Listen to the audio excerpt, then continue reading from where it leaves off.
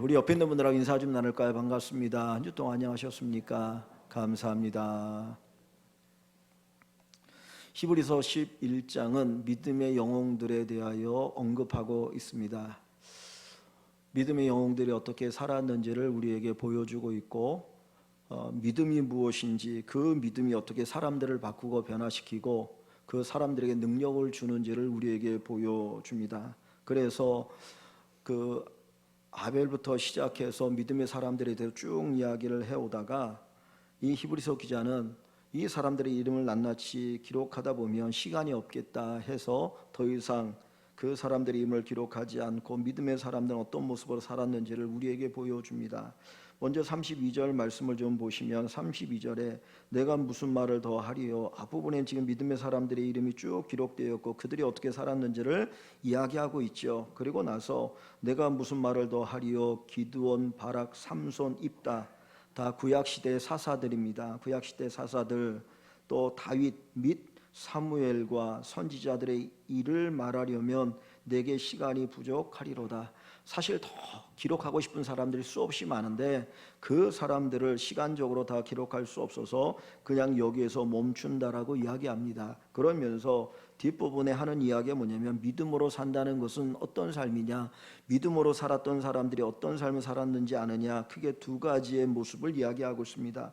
먼저 33절 한번 보겠습니다. 33절에 보면 그들은, 믿음의 사람들은 믿음으로 나라들을 이기도 하며 의를 행하기도 하며 약속을 받기도 하며 사자들의 입을 막기도 하며 불의 세력을 멸하기도 하며 칼날을 피하기도 하며 연약한 가운데서 강하게 되기도 하며 전쟁에 용감하게 되어 이방 사람들의 진을 물리치기도 하며 여자들은 자기의 죽은 자들을 부활로 받아들이기도 하며 그랬습니다. 그냥 한마디로 말하면 이 사람들은 뭐를 경험한 사람들이에요? 하나님의 기적을 경험한 사람들입니다. 믿음을 통해서 하나님의 놀라운 기적, 사람들이 경험할 수 없는, 사람들이 할 수 없는 하나님만이 하실 수 있는 하나님의 기적을 경험한 일들을 쭉 이야기하고 있어요. 그러니까 믿음을 통해서 하나님의 기적을 경험했다 하는 이야기를 합니다. 그런데 그 뒷부분을 봅니다. 35절 중간부터 보면 어떤 이들은, 볼게요. 어떤 이들은 더 좋은 부활을 얻고자 하여 심한 고문을 받되 구차히 풀려나기를 원하지 아니하였으며, 또 어떤 이들은 조롱과 채찍질 뿐 아니라 결박과 옥에 갇히는 시련도 받았으며 돌로 치는 것과 톱으로 켜는 것과 시험과 칼로 죽임을 당하고 양과 염소의 가죽을 입고 유리하여 궁핍과 환난과 학대를 받았으니 이런 사람은 세상에 감당하지 못하느니라. 그들은 광야와 산과 동굴과 토굴에 유리하였느니라. 여기 뒷부분에 나오는 사람들은 믿음 때문에 뭐를 받은 사람들이에요? 고난을 받은 사람들입니다. 지금 히브리서 기자는 믿음으로 살아갈 때 어떤 사람들은 그 믿음 때문에 능력, 기적을 경험한 사람이 있는 반면에 어떤 사람들은 믿음 때문에 고난을 당하고 굶고 굶주리고 유리하고 방황하고 옥에 갇히는 사람들이 있었다라고 이야기합니다. 똑같은 믿음을 가지고 살아가요. 똑같은 하나님을 믿습니다. 그 믿음이 귀합니다. 그런데 어떤 사람들은 그 믿음 때문에 정말 기적을 경험하고, 야, 하나님 살아계셔, 하나님 나를 이렇게 놀라운 기적을 행하셨어 라고 기뻐하고 즐거워하며 사는 사람이 있는가 하면, 어떤 사람들은 하나님을 믿는 믿음 때문에 고난을 겪고 때로는 죽임을 당하는 사람들도 있다라는 겁니다. 교회에 있다 보면 어떤 분이 저한테 전화를 걸더라고요. 하나님이 저에게 복을 주시는데 정말 제가 감당하기 어려울 만큼, 무서울 만큼 복이 옵니다. 이거 떠나가면 어떻게 하죠? 라고 이야기하실 정도로 생각하지 못한 복을 받고 믿음 생활을 하는 분이 있습니다. 또 어떤 분들은 정말 여러 가지 고난 가운데 힘들게 믿음 생활하는 분들이 있습니다. 목사로서 교회 안에 누가 아프다 그러면 깜짝깜짝 놀랍니다. 저 맨 뒷자리에 오랜만에 우리 가리자 권사님이 나오셔서 함께 예배를 드리시는데 넘어지셔가지고 허리를 다치어 척추가 내려앉았다고 하는데 마음이 아프더라고요. 또 갑자기 병원에 갔는데 암이라고 그래요. 수술하니까 기도해 주세요. 그럼 목사는 마음이 아프거든요. 뭐 제가 마음이 아픈 것뿐만 아니라 하나님은 더 마음이 아프시겠죠. 왜? 하나님 사랑하시니까. 똑같은 믿음을 가지고 사는데 누구는 어마어마한 기적을 경험하고 성공하고 떵떵거리고 살아가고, 어떤 분은 같은 믿음을 가지고 살아가는데 정말 구차하게 살아가는 삶이 있어요. 여러분은 이 부분을 어떻게 설명할 수 있겠습니까? 우리는 쉽게 그냥 단정해서 저 사람 믿음이 좋으니까, 믿음 생활 잘했고 기도 많이 했으니까 성공하는 거야, 기적 경험하는 거야. 힘들게 살아가는 사람을 향해서는 기도 안 하니까 그래, 믿음 생활 제대로 안 하니까 그래, 예배 제대로 안 드리니까 그래, 그렇게 쉽게 말할 수 있거든요. 그런데 진짜 그럴까요? 그럴 수도 있어요. 그런데 그렇지 않는 경우가 많이 있다라는 겁니다. 같은 믿음을 가지고 사는데 왜 누구는 기적을 경험하고 누구는 고난을 받고 살아가고 있습니까? 왜 같은 믿음, 다른 삶을 살아갑니까? 왜 하나님께서는 어떤 사람에게는 기적을 경험하게 하시고 어떤 사람에게는 고난 가운데 살아가게 하실까요? 그 사람은 더 사랑하시고 이 사람은 덜 사랑하는 건가요? 아니요. 하나님 분명히 똑같이 사랑하십니다. 고난당하는 자, 기적을 경험하는 자 다 하나님은 사랑하시죠. 어찌 보면 고난당하는 자를 향하여 하나님 더 안타까운 마음을 가지고 바라보고 계실지 모릅니다. 여러분들이 자녀를 키워봐서 아시지 않습니까? 잘 나가는 자식보다 못 나가고 힘들고 어렵게 살아가는 그 자식을 볼 때 마음이 아픈 거거든요. 하나님께서 동일한 마음을 가지고 바라보고 계십니다. 그런데 왜 누구는 기적을 경험하고 성공을 경험하고 누구는 고난 가운데 실패하며 살아가게 하나님께서 허락하시는 것일까요? 예수님께서 제자들 12를 부르셨습니다. 제일 먼저 갈릴리 호수에서 4명의 제자를 부르셨는데 누구인지 아십니까? 베드로와 안드레와 요한과 야고보죠. 베드로와 안드레 한 형제입니다. 요한과 야고보 한 형제입니다. 주님께서 처음 부르셨던 4명의 제자 있는데 그 중에 요한과 야고보도 한 형제예요. 그런데 야고보는 어떻게 마지막 생을 마감한가요? 사도행전에 보면 야고보 사도가 12 제자들 가운데 제일 먼저 첫 번째로 순교를 당합니다. 요한은 12 제자 가운데 가장 오래 살아요. 100세가 넘도록 오래 살면서 요한복음을 기록하고 요한계시록을 기록합니다. 한 어머니의 배에서 나온 형제입니다. 예수님이 같은 시간에 그들을 제자로 부르셨습니다. 그런데 한 사람은 젊은 나이에 제일 먼저 제자들 가운데 순교하였고 한 형제는 제자들 가운데 가장 오래 100세가 넘도록 살았습니다. 왜 그럴까요? 저도 모르겠습니다. 여러분 아십니까? 모릅니다. 다니엘이 바벨론의 포로로 끌려갔을 때 그의 친구들 3명이 신실한 믿음의 사람들이었습니다. 하나님의 은혜 가운데 그들이 다니엘의 고관이 되었습니다. 어느 날 느부갓네살 왕이 큰 금신상을 만들어 놓고 모든 고관을 불러 모아놓고 이 금신상 앞에 다 절하라는 거죠. 모든 사람들이 엎드려 절을 합니다. 그런데 저 뒤에 보니까 3명의 사람들이 빳빳하게 고개를 들고 서 있는 거예요. 야, 저 사람들이 누구냐? 데리고 오라. 봤더니 다니엘의 3 친구 사드락과 메삭과 아벳느고였습니다. 왕이 점잖하게 그들에게 호의를 베풉니다. 야, 다른 사람 다 이 신상에 절하는데 왜 너희는 절하지 않니? 혹시 까먹었니? 내가 기회를 줄 테니까 절하라. 그랬더니 이 3명의 이 다니엘의 친구들이 하는 이야기가 우리는 하나님을 섬기는 사람들이기에 신상에 절할 수 없습니다. 이 느부갓네살 왕이 화가 났습니다. 내가 하늘에 감히 너희와 반기를 들어? 그래서 명령을 합니다. 풀무불이 있는데 그 풀무불을 7배나 뜨겁게 해서 이놈들을 던져버려라. 태워 죽여라. 그래서 내가 하는 명령을 따르지 않거나 내가 세운 신상에 절하지 않는 자들은 다 이와 같이 될 줄을 세상의 사람들에게 보여주어라. 얼마나 뜨거웠던지 이 3 사람을 불에 던져 넣으려고 했던 군인이 불에 타 죽을 정도였습니다. 어떻게 되었을까요? 어떻게 되었을까요? 얼마 후에 보니까 그 3 사람이 머리털 하나 상하지 않고 그 불에서 나오는 거예요. 그런데 3 사람만 나오는 게 아니라 한 사람이 더 있었습니다. 바로 하나님이 그들과 함께 하셨어요. 그들은 거기서 엄청난 기적을 경험했습니다. 초대교회에 이제 예수님 부활승천하시고 로마의 지배 아래 있으면서 복음이 전해지죠. 수많은 사람들이 예수 믿는 것 때문에 박해를 당합니다.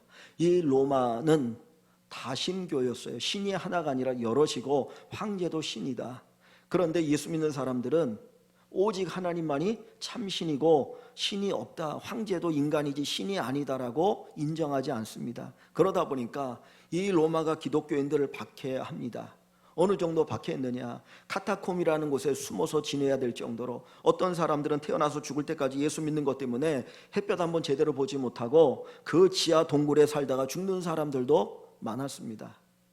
예수 믿는 것 때문에 로마 원형 경기장 3만 명, 4만 명, 수만 명이 모여 있는 그곳에 예수 믿는 사람을 끌어다 놓고 사자들과 더불어 싸움을 시킵니다. 그런데 예수 믿는 사람들이 그 사자와 싸울 때에 그들이 사자를 이길 수 있을까요? 하나님이 기적을 일으키시면 사자 입을 찢을 수 있겠죠. 삼손이 사자 입을 찢어서 죽인 것처럼 하나님이 능력을 주시면 사자 입을 찢어서 죽일 수 있습니다. 그런데 그들은 사자를 이기지 못했습니다. 사자 앞이 밥이 되었습니다. 예수 믿는 일가족이 그 원형 경기장에 그 사자와 맞닥뜨렸을 때에 거기에 사자밥이 되어 죽어갑니다. 아버지가 자식에게 조금만 참아, 조금만 참아, 조금만 참아. 그러면 천국에서 다시 만날 거야. 그러면서 사자의 밥이 되어 죽어갑니다. 왜 하나님은 다니엘의 친구들은 그 풀무불에 속에서 기적적으로 살려주시면서 왜 초대교회 예수 믿는 사람들은 원형 경기장에서 사자의 밥이 되어 죽어가도록 하나님은 내버려 두실까요? 똑같이 그 믿음 지키기 위해서 살아왔던 사람들이고 믿음으로 살았던 사람들인데 어떤 사람은 그 믿음 때문에 엄청난 기적을 경험한 반면에 어떤 사람은 그 믿음 때문에 아무런 힘 없이 순교의 죽음을 당해야 했습니다. 여러분, 그 이유가 어디에 있습니까?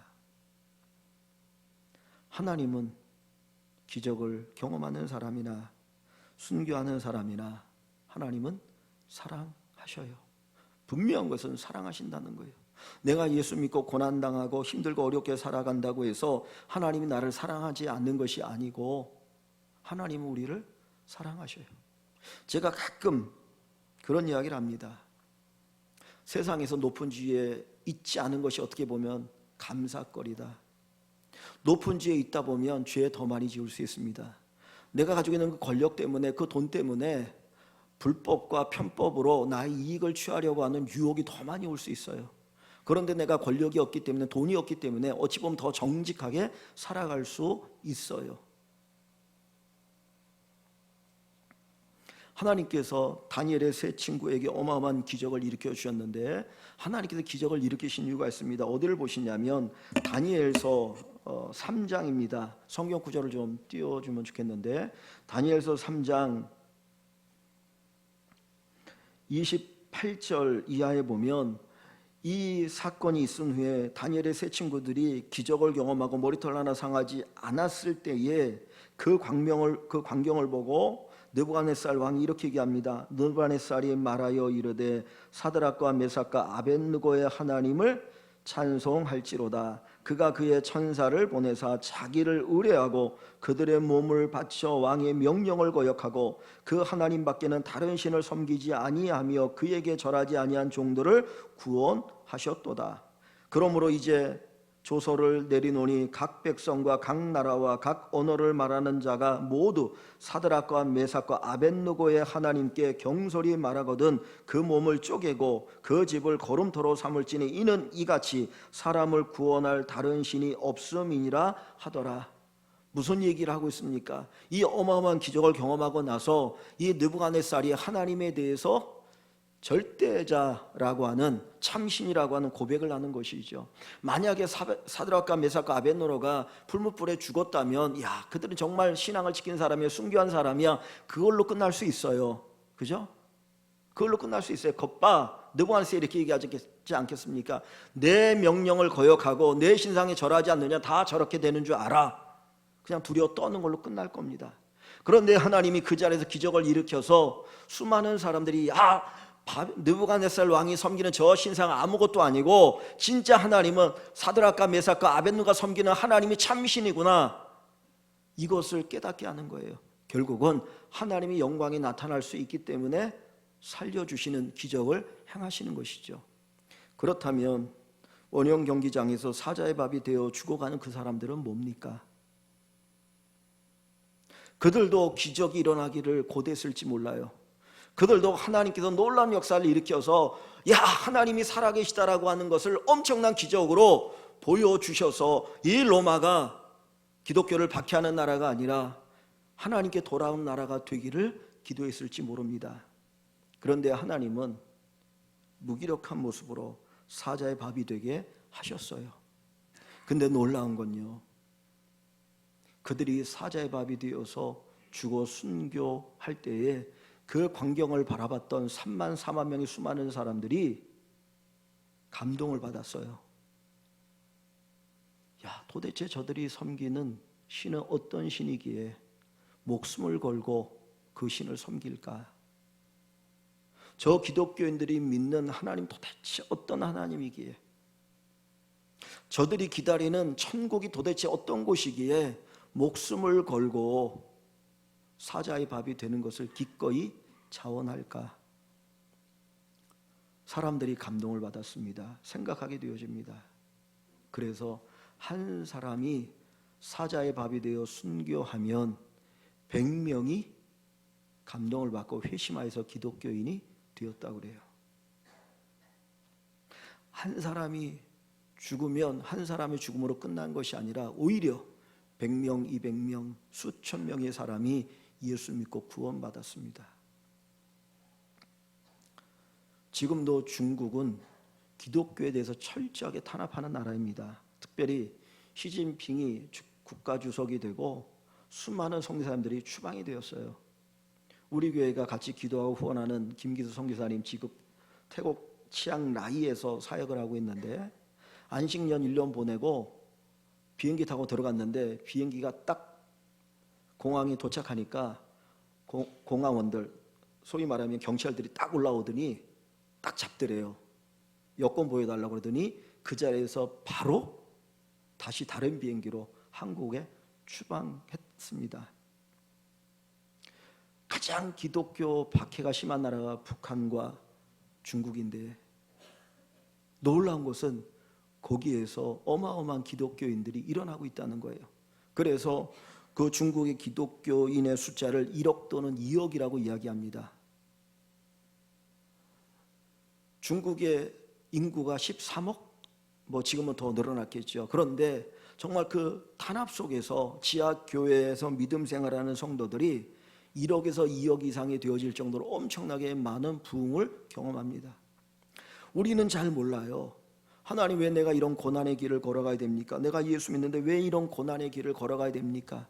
누구는 예수 믿고 잘 되는데 왜 나는 이렇게 힘들고 어려울까요? 하나님 앞에 의문을 가지고 탄식하기도 하고 정말 따지면서 기도하기도 합니다. 그런데 우리는 잘 모르지만 분명한 것은 우리 모두에게 유익이 되게 하여 주신다라는 거예요. 그것을 통해서 하나님의 영광이 드러나고 예수의 복음이 증거되어지고 수많은 사람들이 주께 돌아온 놀라운 역사로 하나님이 들어 쓰시는 것을 우리에게 보여주고 있습니다. 여러분들이 예수 믿고 믿음 생활하는데 어떤 길을 걸어갈지는 모르겠습니다. 분명히 어떤 분은 예수 믿어서 내가 성공했습니다, 내가 기적을 경험했습니다 간증하는 사람도 있을 거예요. 또 어떤 사람들은 예수 믿기 때문에 그 믿음으로 인하여서 고난당하며 살아가는 분들도 있을 것입니다. 그러나 분명한 것은 하나님이 사랑하시는 것이고 하나님께서 이 모든 일을 통해서 하나님이 영광을 받으시고 우리에게 유익이 되게 하여 주실 줄 믿습니다. 기적을 행하는 것도 능력입니다. 고난을 견디는 것도 능력입니다. 하나님은 기적을 행하는 능력의 하나님일 뿐만 아니라 고난을 감당하고 이길 수 있는 힘을 주시는 능력의 하나님인 것을 우리가 믿으시기를 소망합니다. 사실 고난이 때로 우리에게 더 많은 유익을 가져다 줄 때가 있습니다. 다윗은 시편 119편 71절에서 이렇게 얘기합니다. 고난당하는 것이 내게 유익이라. 고난당하는 것이 내게 유일이라. 사실 다윗만큼 고난을 많이 당한 사람도 별로 없어요. 그가 17살 때 골리앗과 싸워서 이기고 나서 장군이 되어지고 그가 왕이 될 때까지 그는 10여 년 동안 도망자의 삶을 살았어요. 하룻밤도 편안하게 잠을 잔 적이 없을 정도입니다. 그는 고난의 삶을 살았죠. 그런데 그가 그 고난 중에 더 하나님을 의지했고 하나님을 만났고 하나님 능력을 체험했고 그가 고백하는 것이 고난당한 것이 내게 유익이라고 이야기합니다. 혹시 여기 고난당하는 분이 계십니까? 암으로 인해서 내가 고통 가운데 있었고 건강의 문제로, 경제적인 문제로, 자녀 문제로, 여러 가지 문제로 믿음 생활하지만 고난당하는 분들이 있을 때에 다윗의 고백이 나의 고백이 되어질 것을 믿으시기를 바랍니다. 하나님이 내게 행하시는 모든 일들은 저와 여러분들에게 유익되게 하셔요. 하나도 우리에게 손해가 되지 않도록 역사하시는 그 하나님에 대한 믿음을 가지고 살아가는 귀한 분들이 되시기를 주님의 이름으로 축원합니다. 초대교회 성도들이 그 고난을 당하면서도 믿음을 포기하지 않았던 이유는 천국의 상급을 바라보았기 때문입니다. 예수님께서 8가지의 복을 이야기하시죠. 심령이 가난한 자가 복이 있다. 여러 가지 쭉 얘기하시고 맨 마지막 8번째 복도 뭔지 압니까? 의를 위하여 박해받는 자가 복이 있다. 천국이 그들의 것임이라 그랬어요. 나 때문에 너희가 박해를 당하고 나 때문에 너희가 욕을 먹고 나 때문에 거짓말로 너희를 향하여서 온갖 수모를 줄 때 오히려 기뻐해라. 천국에 너희의 상이 큼이라. 예수 믿는 우리들 믿음 때문에 혹 여러분 고난당하십니까? 낙심하지 마십시오. 하나님 여러분 사랑하시고 하나님 여러분 도와주시고 하늘의 큰 상급으로 채워주실 줄 믿습니다. 바울 사도가 로마 감옥에 갇혔을 때 빌립보에 있는 성도들에게 편지를 보냅니다. 그 편지 말미에 빌립보 4장 13절에 이렇게 얘기합니다. 내게 능력 주시는 자 안에서 내가 모든 것을 할 수 있느니라. 내게 능력 주시는 자 안에서 내가 모든 것을 할 수 있느니라. 우리 이 말씀 너무나 좋아합니다. 주님으로부터 내가 능력 받으면 내가 모든 것을 할 수 있다. 기적을 우리가 생각하며 살아가고 이 말씀을 외우고 묵상하고 이 말씀의 은혜를 받고 살아갑니다. 그런데 13장 그 앞에 12절에 보면 이런 표현이 있습니다. 내가 비천에 처할 줄도 알고 풍부에 처할 줄도 알아 일체의 비결을 배웠노라. 바울의 삶을 보면 풍성할 때도 있었지만 정말 빈곤할 때도 있었습니다. 그가 사람들로부터 인정받고 존경받고 기적을 행하여서 와 바울이 대단하다라고 얘기할 때도 있었지만 돌에 맞아서 죽을 뻔했던 적이 몇 번 있습니다. 고린도후서에 보면 내가 여러 번 죽음의 위협을 당했다라고 얘기하는 거예요.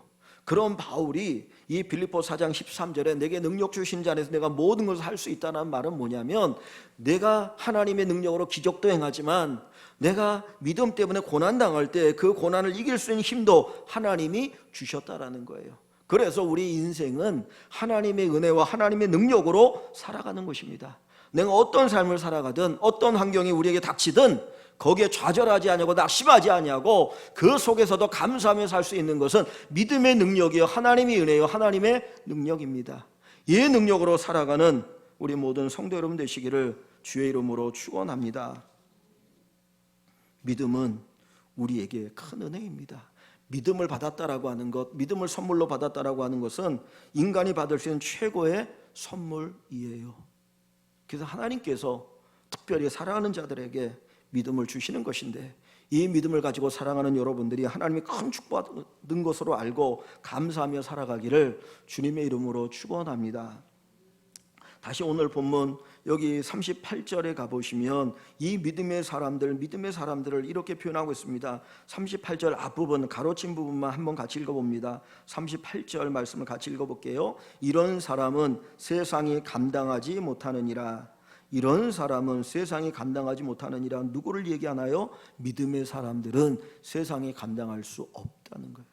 믿음의 사람들은 세상이 감당할 수 없다. 조금 더 좁게 얘기하면 어떤 이 기적을 경험하는 사람들이 아니라 믿음 때문에 고난당하는 사람들, 믿음 때문에 고난당하는 사람들은 세상에 감당하지 못하느니라.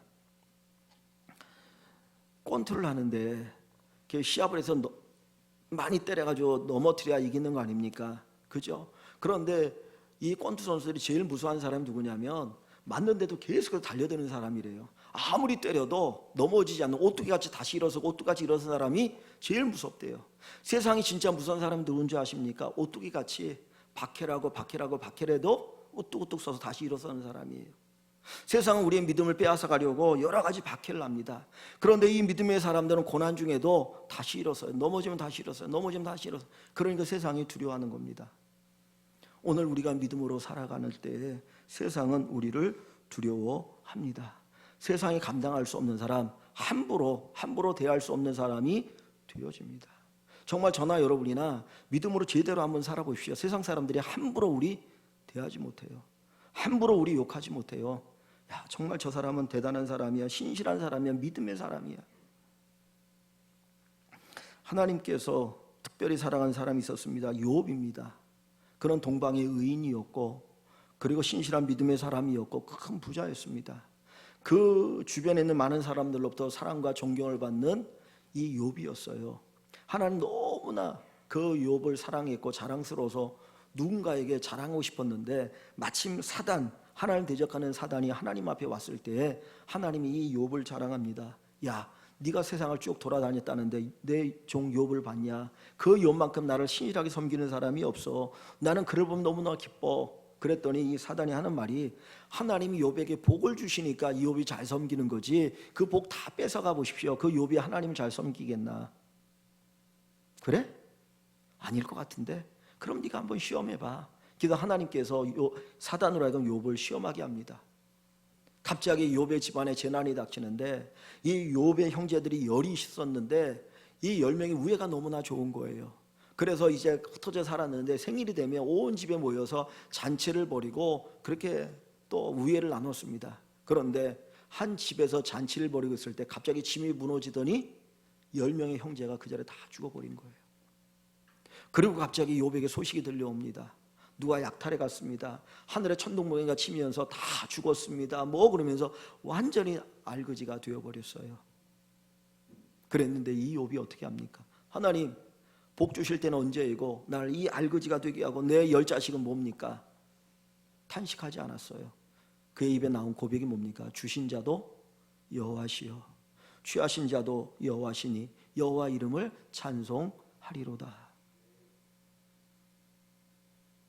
세상이 감당할 수 없는 사람, 사단조차도 감당할 수 없는 사람이 바로 욥입니다. 우리는 성령이 함께하는 사람이에요. 성령 하나님이 우리 안에 거하셔서 기적을 행할 능력도 주시고 재능도 주시고 지혜도 주시고 우리가 인생을 살아갈 때 필요한 여러 가지들을 더해 주시는 하나님이십니다. 뿐만 아니라 우리가 고난당할 때 그 고난을 이길 수 있는 힘과 은혜와 능력도 주시는 하나님이십니다. 우리에게 영원한 천국을 바라볼 수 있는 눈을 열어주시는 분이 성령 하나님이시죠. 우리가 이 믿음을 가지고 굳건하게 살아갈 수 있도록 도우시는 분이 성령 하나님이시죠. 그래서 세상이 우리를 감당할 수 없는 것입니다. 나라고 하는 존재를 감당할 수 없는 것이 아니고 우리 안에 계신 그 성령님을 감당할 수 없기 때문에 믿음의 사람들은 세상이 감당할 수 없는 사람들이 되어집니다. 사랑하는 성도 여러분, 저와 여러분들이 세상이 감당할 수 없는 신실한 믿음의 사람들로 굳건하게 세워질 수 있기를 주님의 이름으로 간절히 축원합니다. 오늘 본문 다시 한번 여기 38절을 보시면, 이런 사람은, 이 믿음의 사람들은 특별히 고난을 이기고 고난 가운데 믿음을 포기하지 않았던 사람들은 세상이 감당하지 못하느니라, 이렇게 우리에게 말씀하고 있지요. 그런데 우리가 가지고 있는 이 이제 성경을 개정개역이라고 얘기하고, 이 성경책은 예배를 드릴 때 쓰는 표준 성경입니다. 근데 이제 우리가 성경을 이해하면 이것이 벌써 2000년 이전에, 많게는 3400년 전에 쓰여진 창세기부터 시작해서 요한계시록까지 2000년 이전에 쓰여졌기 때문에 우리가 이 성경의 말씀을 읽으면 잘 이해가 되지 않을 때가 있어요. 그래서 이제 나온 성경들이 쉽게 풀어서 쓴 성경들이 있습니다.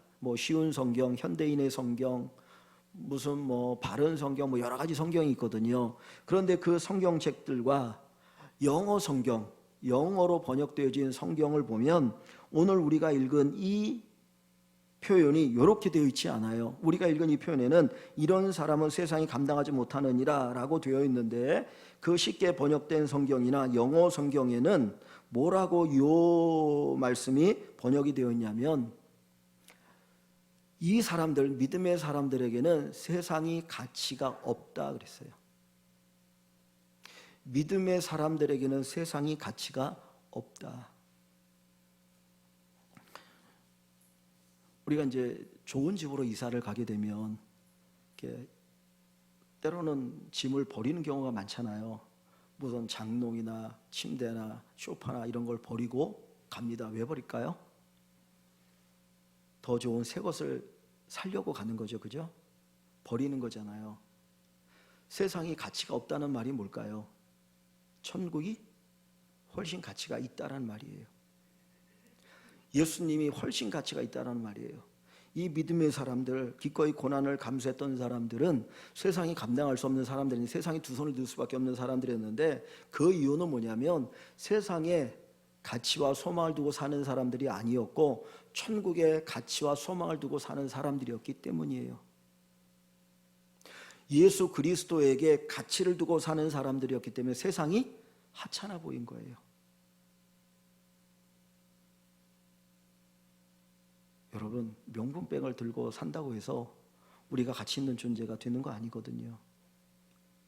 내 안에 예수 그리스도를 모시고 살아갈 때, 성령이 우리 안에 거하실 때 우리는 진짜 가치 있는 사람이 됩니다.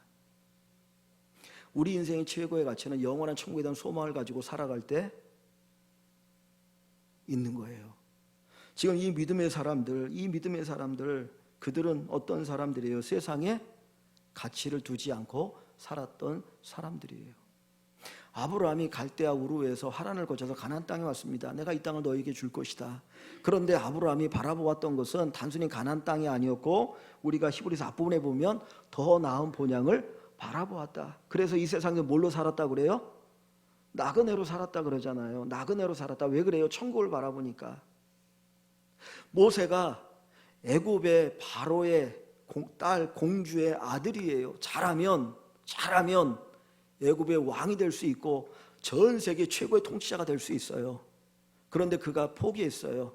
왜 그래요? 예수와 함께 고난받는 것을 애굽에서 누릴 수 있는 재물보다 더 귀한 것으로 여겼다라고 얘기합니다. 즉 다시 말하면 저 영원한 천국을 바라보고 살았기 때문인 거예요. 오늘 우리의 믿음이 귀한 건 뭐냐면, 세상의 사람들은 이 세상 것만 바라보고 삽니다. 이게 전부인 줄 알아요. 그래서 이거 세상에서 인정받지 못하면 죽는 것처럼, 세상이 뭔가 하나를 더 얻어야 내가 행복한 것처럼 살아가지만, 우리에게는 눈이 열려서 저 영원한 천국을 바라보는 거 아닙니까? 하나님이 영원한 왕이시고 우리의 삶의 주가 되시고 우리의 삶을 인도하시고 우리 영원한 천국으로 들어가게 하시는 그분인 것을 믿기 때문에 우리가 사는 거 아닌가요? 여기 히브리서 11장 1절에 믿음은 바라는 것들의 실상이요 보이지 않는 것들의 증거니 그랬습니다. 믿음은 바라는 것들의 실상이요 보이지 않는 것의 증거니, 믿음을 통해 뭘 보는 거예요? 참된 실체를 보는 거예요. 참된 실체, 영원한 것. 잠깐 있다가 없어진 그것이 아니라 영원히 있는 그 하나님의 나라, 그 천국을 바라보도록 만드는 것입니다. 그래서 믿음의 사람들은 세상에 가치를 두지 않았어요. 즉 다시 말하면 상대적인 가치일 뿐이에요. 기꺼이 천국을 위해서 포기할 수 있는 가치가 세상이었던 것입니다. 그 사람들이 믿음의 사람들이었고, 그 사람들을 통해서 하나님이 기적을 행하기도 하고 때로는 고난의 길을 걸어가기도 하고, 그 속에서 하나님의 영광을 드러내게 하셨다라는 겁니다. 사랑하는 성도 여러분, 우리에게 이 믿음이 있기를 원합니다. 이 믿음을 가지고 살아가기를 원합니다. 세상의 가치, 세상의 것을 추구하는 인생이 아니라 영원한 것을 추구하고 영원한 것을 바라보고 그것을 위해 살아가는 인생, 하나님이 우리를 어디로 인도하시든지, 기적과 성공의 삶으로 인도하든지 아니면 실패와 고난의 삶으로 인도하시든지, 하나님은 옳습니다. 하나님은 옳습니다. 하나님은 옳습니다. 하나님 나의 소망입니다. 하나님만이 영원하고 나에게 영원한 삶을 주시는 줄 믿습니다.